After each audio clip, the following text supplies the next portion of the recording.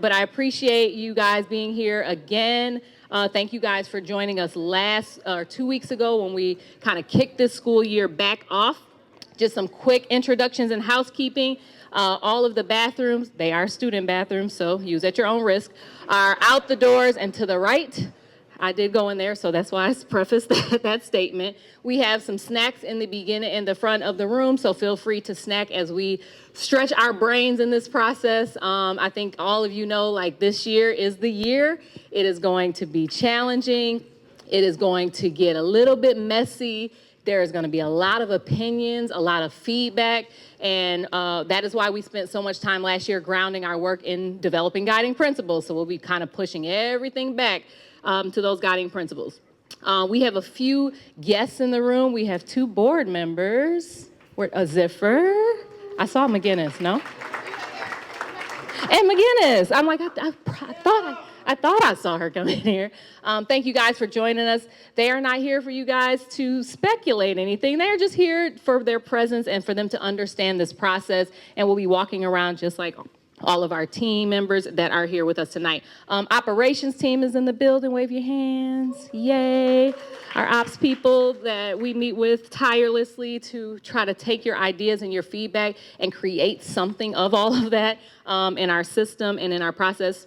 We have HPM. I think I mentioned that we were onboarding some contractors to help us make sense of this work and to manage some of our eSPLOS money and how we do this so we can take what our recommendations is and put it and connect it to our money. So we have our HPM team here, and they're going to have a quick minute to share something with you tonight. We also have our school choice team with me and her, it's just us 2, that are here from School Choice since we're talking about so many of our programs. You guys are pretty well equipped with what we're doing or how many programs and where they are and where they are. We have some information on your table around that as well. And then we have a partner, DeKalb, in the building. So we said that we would make sure that, again, this wasn't just about the work that we are doing today, but how does it impact things holistically?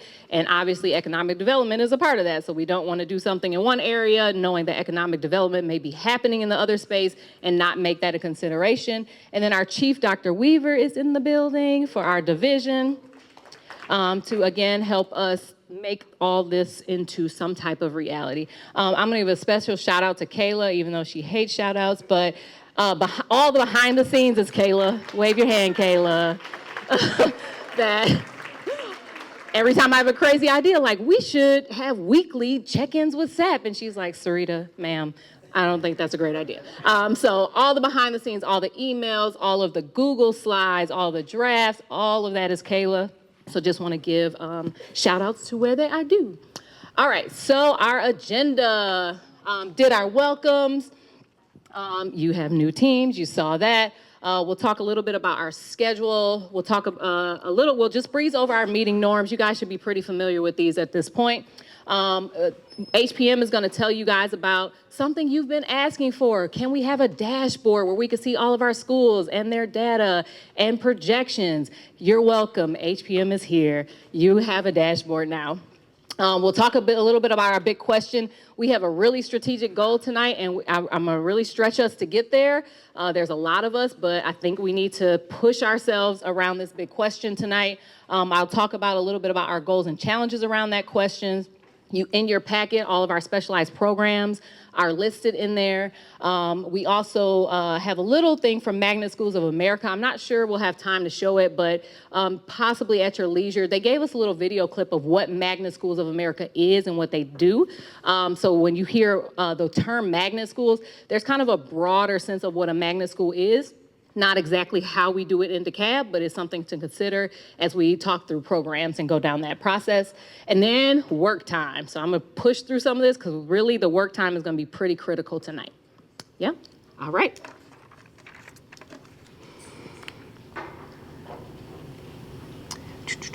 Anyone want to read this for me? Alone we can do so little. Together we can do so much. Come on with the walk-in too. I love it. That was right on time. This is a heavy lift. And I am trying to ground myself as well as the people that are in this process that we cannot possibly do everything in DeKalb all at once, right? How do you eat an elephant? One bite at a time, right? And so we're taking a little more than one bite, right? It's huge, but I think if there is enough of us on the same accord, then we can hopefully get other people on that accord with us. Like doing it together is gonna be pretty critical in this process. Again, our meeting norms, I keep stressing on that bottom left one, like the impossible, making it possible. There is a way of doing this, but there are gonna be some sacrifices and there are gonna be some hard conversations. And just like other districts that are going through this, if you're reading the news, you know other districts are going through this too. And I kept pushing, this isn't a DeKalb issue, this is a nationwide issue, right? If you've ever watched any of our board meetings or been on our website lately, we put a new slide or video on there about the reason why some of our enrollment is declining. Again, nothing in our control. And the kind of statistic that I keep hearing in my head is that in 1990, about women were producing babies at about 3.5 babies per woman on average. That is down to 1.6, I believe, 1.3 or 6. Low, it's lower, it's much, much lower. So there are some things out of our control that is kind of pegging on why this work that we're doing is so important. All right, I'm gonna give it over to HPM. I'm driving, right? Yeah. Great. Thanks for coming, everybody. It's great to be here. Again, I'm Scott Leopold, HPM. Want to introduce Anthony and Matthew Scott. If you wander around this school, you might find pictures of Matthew Scott on some athletic thing somewhere because he went here. So just wanted to share that. I just want to give a quick preview of the dashboard here. Well, I need to drive it too. So this is up and running. The link will be on the SAP website very soon. But what this will allow us to do is we can kind of go through all the data that we've got here from an enrollment, facility condition, educational adequacy, and capacity standpoint. And we can kind of scroll through, we can combine schools. It's a great resource, kind of the single source of truth for this process. Anthony, if you want to kind of scroll through some of these. So you can kind of go school by school. It'll pull the adequacy score, the FCA score. You can select groups of schools and it'll kind of combine everything together. You can also look at the district overview, so you can compare all these statistics among all of the schools. So if you want to see all of our elementary schools, we can see what our FCA score looks like by campus. We can also go to capacity and enrollment, and then we can toggle between elementary, middle, and high school, and you can even toggle it through by year. I think one of the most important tabs of this is the definition of terms. So if you look at that, that'll kind of give you a high-level overview of what each of these statistics, what it means. And so this is up and live. That draft for internal review, that'll be gone in probably half an hour. And so happy to have you guys look at it. If you've got any questions, we'll be here tonight. We can answer some questions afterwards if you have any lingering questions on that. But that's it. That's the dashboard, and we'll be continuing to use this throughout the process. Thank you, HPM. They will be at all of our meetings, so you guys will get to know them a little bit better.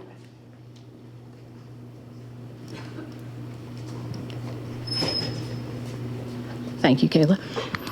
And so we are not using the dashboard right now tonight. Let me just get that out of the way. It will be on our website as soon as we get our clearance, and hopefully by Monday. That'll be on the SAP website under resources, I believe.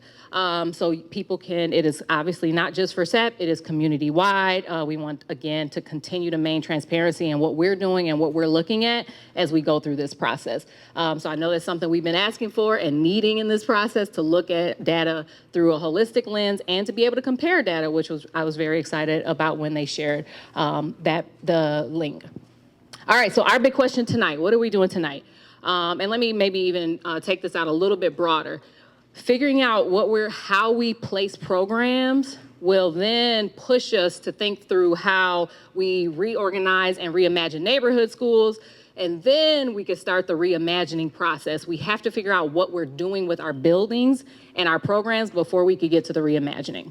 So tonight's goal is, the big question is, should DeKalb County School District special programs be offered in a few schools across the district or placed within neighborhood schools? That question came from the work we did last year. These were kind of the two things that we kept rounding the bend about around school choice programs, around our specialized programs. How are we placing them?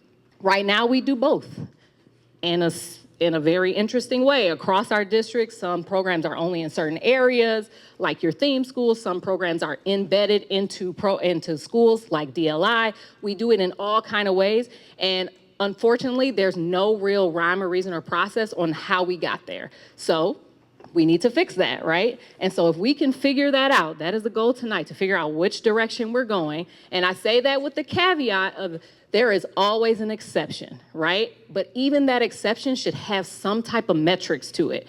The exception shouldn't be because X school wanted it. That's not an exceptional reason, right? We need some type of metrics. If there is exponential cost because, I don't know, IEP services are needed, something that makes sense both at a governmental standpoint, but also like financially, right? So whatever those exceptions are, we need to think through that eventually, not tonight, but just thinking holistically about program placement.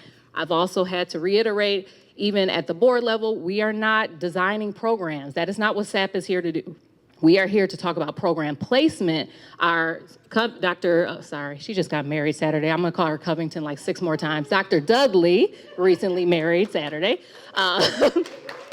She and I are gonna kind of take what you guys do and start to try to develop best practices around metrics. We have our charter schools that use a metrics. We have our ROJTC, they have metrics. Why wouldn't our other programs have the same thing? So we will start taking based on the guidance from SAP, we will develop some metrics for our programs and bring that in for you guys to review, edit, etc. Okay? So this is our big question. So our planning team and a few other friends of SAP kind of went to a little deeper in defining what the big question is, just so we can understand what that means, right? So specialized programs being offered in a few schools across the district. Some assumptions are that these specific standalone facilities will be designed to house specialized programs, with those being distributed throughout. That's something we heard from SAP, right? When we did some workshopping around programming, when we did our summer workshop, it was like, can we offer similar programs throughout, pushing on access and opportunity? Cool, so that would be an assumption for this one. These buildings would have to house multiple programs though, right? Because if we consolidate, that also means we can't have 17 of them spread throughout each school, because we're back at the same issue that we have right now, right? And there are some challenges with that we have already recognized, and we'll start to work with C&I if that's a direction that we decide we're going in. And that they would then be housed in non-neighborhood schools. So these would be specialized buildings for specialized programs throughout the district. Thumbs up if we're all clear on that one. Great. And on the flip side, if we are doing specialized programs being offered in neighborhood schools, some assumptions are that these programs would be kind of what we're, in some sense, what we're doing now, like STEM and Montessori and dual language, or arts would be embedded inside of our school buildings, inside of a regular school building. With that, we would have to then determine what percentage of that school is designated for that program, as not to have challenges with neighborhood kids being able to have seats at that school. So there's some strain there that we have to think about. Specialty programs will be housed in neighborhood school buildings, which means you won't have these specialty buildings throughout the district. Again, with the caveat that there will be some kind of exceptions depending on some of our specialized programs, because some of them just have specific needs, et cetera, and that's something we can come up with. Clear on the definitions? Thank you. All right, so our goal is to determine how they're placed. That's the goal tonight. So I'm not going to spend a whole lot of time up here because we got to get to work. We do have worksheets for you guys that have never been in a SAP meeting. We give some information, and then we get to work in our groups. There's a lot of us here that walk around as you have questions and to specify or clarify anything, and we'll do that in that process, and then we come back and kind of do a share out. Tonight, we'll probably do something called a fist to five, so we have some consensus on which direction we're going. Question. Are we, for the purposes of this exercise, assuming this is a binary decision, like it's either or? Today it's a hybrid approach, is that not even? So the question is, are we determining either or is there hybrid? So in your packet, there is, these two options are on there. There's also option 3 and 4 for your liking. You guys can think of whatever you want to in option 3 and 4. So if you choose a hybrid approach, there should still be a rule even for whatever that hybrid approach is. Does that make sense? Okay. You already indicated that the one solution would be tied to perhaps less multiplicity of programs, right? The consolidation in individual schools would be with less multiplicity of programs. If the programs were all in schools, then it would be, as you said, more like it is now. So the question is, if we do less programs, then there's less multiplicity in those programs versus having programs in schools now. So let me give, or how we do our programs in school now. So some clarification is currently, for instance, arts programming is in one building. It is not throughout the district, right? You can get DSA or DAA or your arts-based programs. That is in one building. Your DLI, for instance, is in like 6 buildings, maybe 8, throughout the district, but not necessarily evenly distributed throughout the district. So if you go the route where we are doing programs within buildings, there's still some decisions on what programs and where, right? If you're trying to get to your access and opportunity piece in that, which means something still is probably going to have to move. Does that answer your question?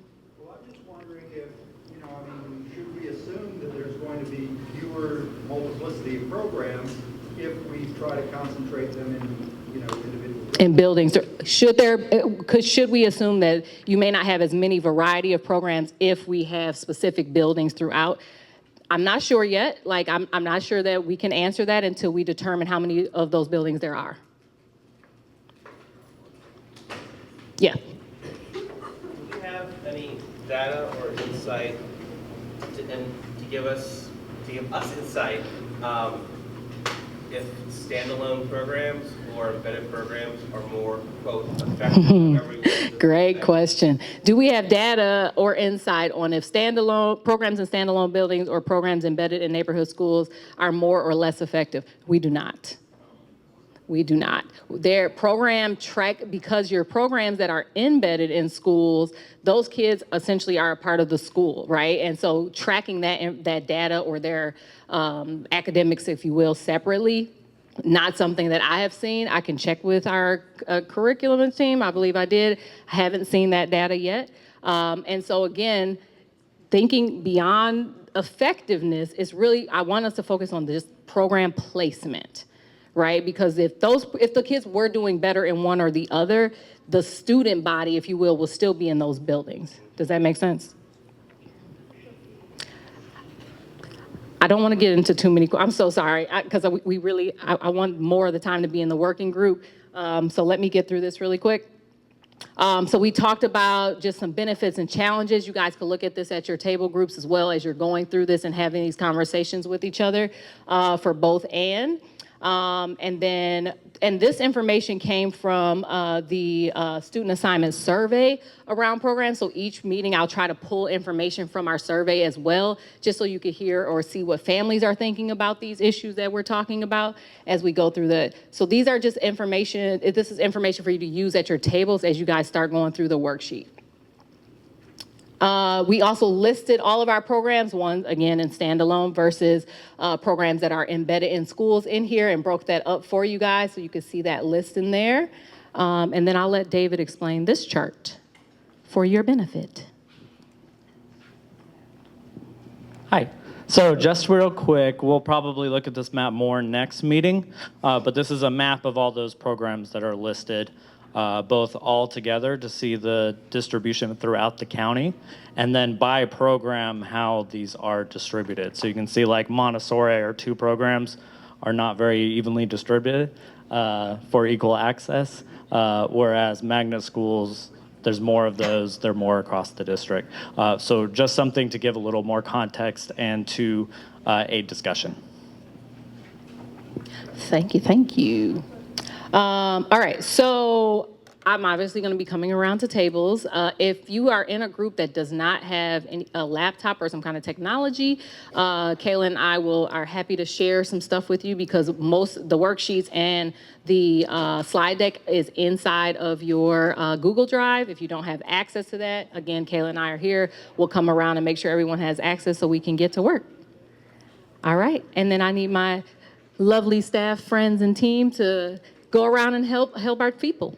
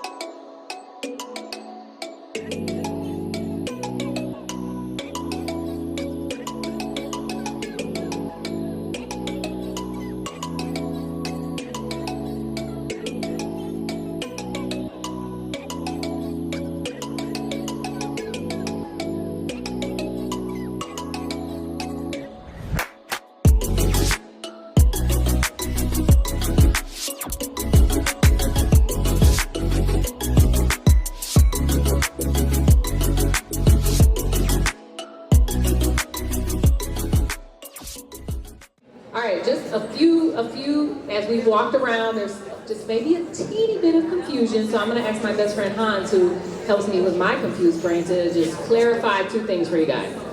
All right. So just to clarify, because I have heard this or variations of this at lots of tables, with the language here, there is a little bit of confusion with should DCSD special programs be offered in a few schools across the district or placed within neighborhood schools. That doesn't mean a few schools and every neighborhood school. It's the same, either way with this, what we're asking you to decide tonight, it's the same number of programs, same number of seats. There may be changes to those from other decisions later on in this process, but as far as tonight's concerned, it's the same programs. The question is, should those same programs be in a few schools, if you're a special program, you're in a specialized school, you're not in a neighborhood school? Or if you're in a special program, you will be in a neighborhood school. Not to say every neighborhood school will have a special program, it's just if it's a special program, it is in a neighborhood school. It's one of those two is what we're considering. Or, as someone has talked about, because there is that question of what does a hybrid look like of sometimes in a special standalone facility, sometimes in a neighborhood school. The answer is we couldn't come up with a good, easy way of defining that, which is why we gave you the two options. If you can come up with something, a good metric that applies to all programs, we welcome it. But we had a hard time doing that. So don't be surprised if it becomes difficult. You can look at one or the other. And so someone else, I think in the back, asked, well, how many kids are in specialized programs? About 3,500 coming, Dudley? About 3,500. So with the assumption that we would still offer 3,500 seats either way.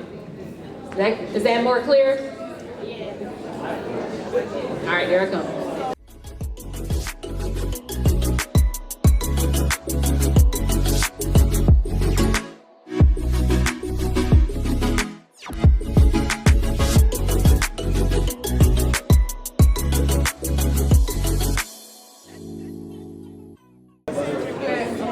We had this question within our group, but that data you said, the 3,500, that's about 4%, a little bit less than 4% of all DeKalb County students. So those programs are serving 4% of every school in DeKalb County, which is really small. So we're saying, let's say, for example, we said it should be the neighborhood school option. And because of that, we've made it more accessible, it's less of a drive, and it's become more popular. You're saying don't pretend it's going to increase, because that's a huge caveat. So if it does increase, then we would have to shift how many of our neighborhood schools offer that or whatever, right? Like right now, we can't make the assumption on if they're increasing. Not right now, we've been pretty steady, but we've had to cap it based on this swing model that we have.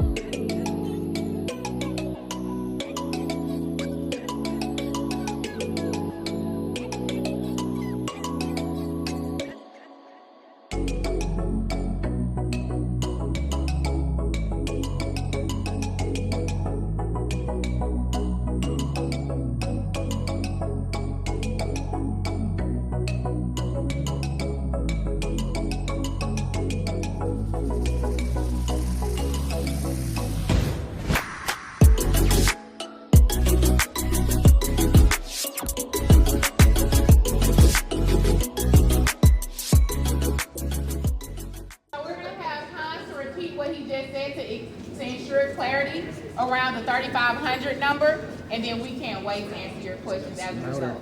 Yep. So this is the last mic, hopefully. Then we'll answer as we walk around and at the end. So the question was, the number 3,500 came up. It's 3,500 new placements every year into a school choice program. About 20,000 or about 1/5 of our students attend a school that is not their neighborhood school.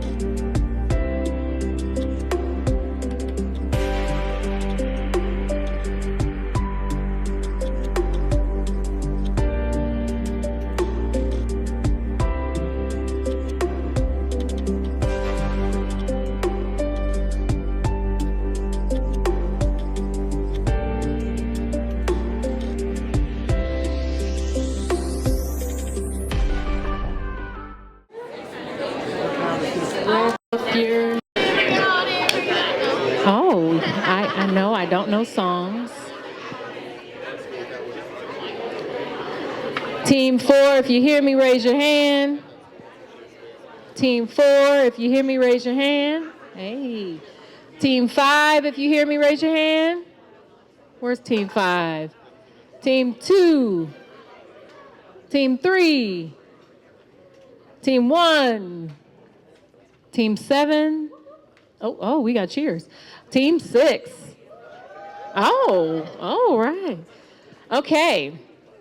So I am not very happy that you guys didn't finish your assignments. However, I already anticipated this, which is why we have another meeting for this in 2 weeks. So, good job with the work. Good job with pushing each other's thought process. A few learnings. Cafeteria with about 100 people probably doesn't work very well. We'll be probably breaking up our groups a little bit. So don't get too comfortable because your group might change next time. And when we're in person next time, I believe we're at Tucker. So we'll ask for some classrooms for breakout, learning some things. It was different when these were smaller groups in different areas. So I appreciate your feedback. We definitely do listen to it. So you guys have 2 minutes to share out. So you're not sharing out your whole worksheet. Share out your big idea that came out of that.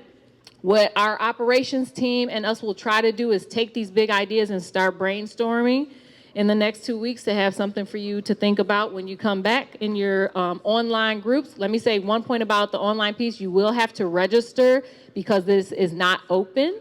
These meetings are not open, so look for information from Kayla on how you register to get in that meeting, and we'll have breakouts in there as well.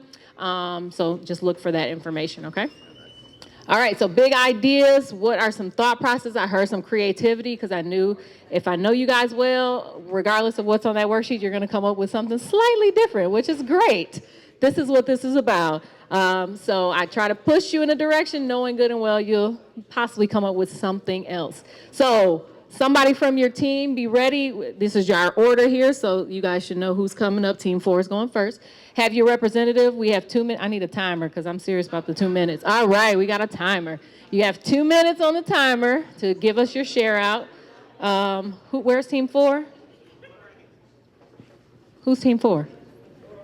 Oh, I'm coming. Let me come with the mic. All right, Ms. Dudley, I need you on the timer. Oh, okay. All right, here we go. Big ideas. Okay. Oh, sorry. You just want which one? I wasn't listening. I'm sorry. One big Then idea. you handed me the mic. Okay, big idea was, well, when we scored them, we felt like embedding them within neighborhood schools. Sorry, my computer's locked. Scored the most, but we really proposed a hybrid solution, which was, and that actually technically scored 0.5 more than the program with a school model. We were very specific. And that was the idea that it's a hybrid approach, and basically within every supercluster, there would be some version of programs offered. We also felt pretty strongly that at the elementary level, I don't know if everybody did, but like a lot of people did, at the elementary level, we perhaps shouldn't offer specialty programs. To become more efficient, we should focus them later in your school years. Because they're just things that are expensive and inefficient. Oh, look, that got some claps. Okay, we like snaps. That wasn't my idea. I can't remember like whose idea snaps. that was, but it was a great idea. All right. Can you make sure you bold or star or color your favorite scenario for us, just so as we look back at those? Okay. All right. Team 5. And good job with under 2 minutes. Amen. Team 5, where you at? Now, y'all had a whole cheer before. I couldn't even find. All right. Who's sharing?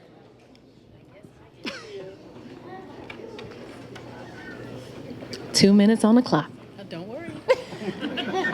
All right, so for Team 5, some of the things that came up is we talked about should there be a minimum amount of students that are committed to a program before we consider expansion of the program, and just looking at the need before that. We also talked about some of the issues such as transportation. If we have programs within neighborhood schools, then we can reduce some of the issues such as transportation.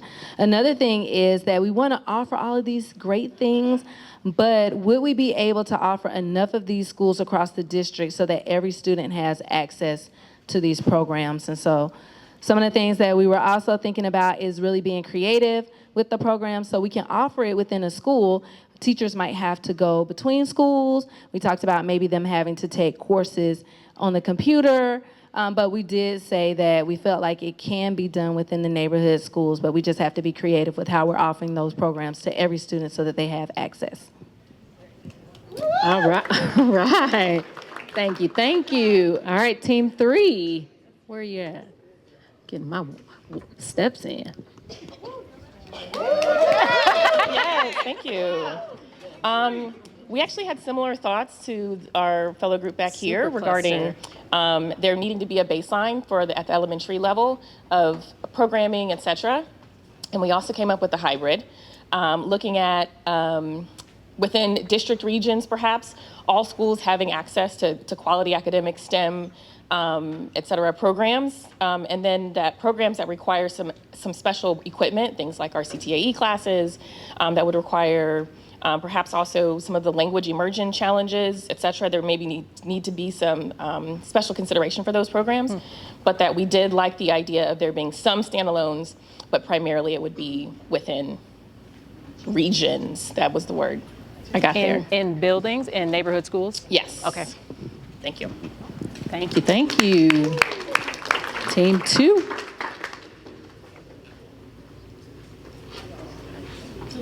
Team 2? Oh, you got, I forgot, they drifted off in a separate island over here. All right. Our spokesman, yes. We love that. Our first observation is that the program guiding principles have way too many words and different ideas incorporated in them, and makes it very difficult to try to resolve the issue within each one. But beyond that, we generally came down in favor of scenario 2, based upon increased access across the district. We believe that there ought to be a limited diversity of programmatic opportunities in what was called the sort of supercluster type of a level, and that only in the area of demonstrating measurable success and specialization did the standalone program school show an obvious advantage, but it's not necessarily one that is an advantage that should be, the focus of a public school system. Thank you. Oh, the camera's. All right, team 1. Hold on. Take the mic. Take the mic. Take the mic. Take the mic. Take the mic. Take. Oh, hey. Sorry. I'm loud, so. We like mics. We agree that it's very difficult for us to be asked this question without having data about outcome. So, how do you make a decision if you don't know how you're going to measure effectiveness? I know we don't have it and blah, blah, but it really is hard, and I want to recognize that. We agree on that, right? We also agree that there are programs that do need specific facilities. For example, SCT, DSA, some of the CATEs, you need, or CAET? CTAE. CAT, yeah, you know me. Okay. All right, so the scenario 3 and scenario 4 that we talked about, one was this idea that we would take a standalone facility and we would rotate the student base daily or weekly so that we can expand as many students that want the opportunity can access that opportunity. That is a logistical nightmare, but it's an idea. We're not in charge of how. They said that. Thanks so much. And the other one was, well, what about just kind of what you said over there? What about if we just didn't have school choice beyond specialized needs like Coralwood, and maybe not for, elementary? We only introduce school choice at a more advanced level. So get rid of it. Is it a distraction? Because we don't know how, do the programs do what they're supposed to do? We don't know? Well, get rid of it then. There was more to it than There's more, I yeah. figure that's the punchline. That's fine. I got you. Well, thank you. I'm hearing this super cluster trend. I hear y'all. Got it. Hans, you got that? Uh-huh. Cameraman pan left so I can see my next team, please. Team 7. Over here somewhere, I'm sure.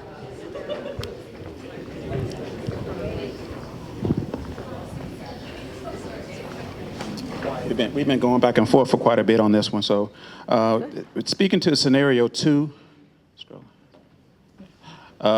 we gave it a score of 4. Why? Is because we think that it would eliminate long commutes to schools, attract more students to neighborhood schools, and increase enrollment, increase parental involvement and engagement.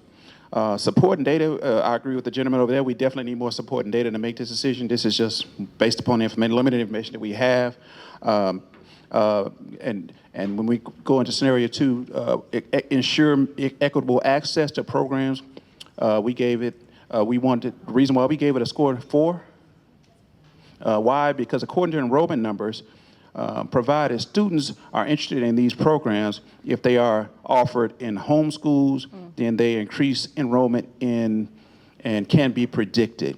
Again, we need support and data to make a more accurate decision based upon the information we have. But we also came up with an idea thinking that we maybe want to do something differently, because if you make scoop programs in the schools, that static model, we think maybe do it differently, because we know that areas change, people change, numbers change. In one area, I live in Gresham Park, for instance, we don't have many young children. But that's not to say that there's not going to have many children 10 years from now, 5 to 10 years from now. So we think that programs should be fluid, to be able to move around from school to school, be reevaluated on a periodic basis, maybe 5 years or so that as the kids grow up and out, you reevaluate and find out where the kids are and move the program to that school. Absolutely. And that's a great point. That's something that we talked about last year with SAP. So that is definitely on the horizon for us to figure out, like, this kind of metrics. Time frame will be a part of that metrics, and we'll be definitely looking at that. Great job. Last but not least, Team 6. Cheers, squad. Good evening, everyone. So we over here at Team 6, we thought that overall we would prefer a program within a school option.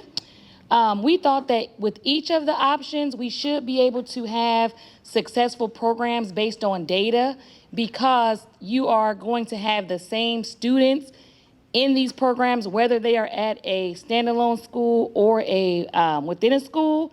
However, we did think that there were some equity issues when you move these programs out of the neighborhood schools. We thought that one of those issues could be the attractiveness of these programs, which could lead to over and undercrowding in certain areas. We talked about transportation issues, and it may be difficult for some students to travel across the district to be able to get to some of these standalone schools. And then we also talked about the depletion of talent, of teacher talent and student talent, when you have students and teachers grouped into standalone programs. We also said that when you have schools, programs in schools, then it allows for the local community to be able to define and implement programs that best meet the needs of the students in that community. And then lastly, we strongly feel that all of our schools in DeKalb should be excellent options for students. And the more we can strengthen our neighborhood schools, we have less of an issue around programs, because every option is a great option. I would ask for some consensus around that comment, but I believe that we have such. So this is super helpful.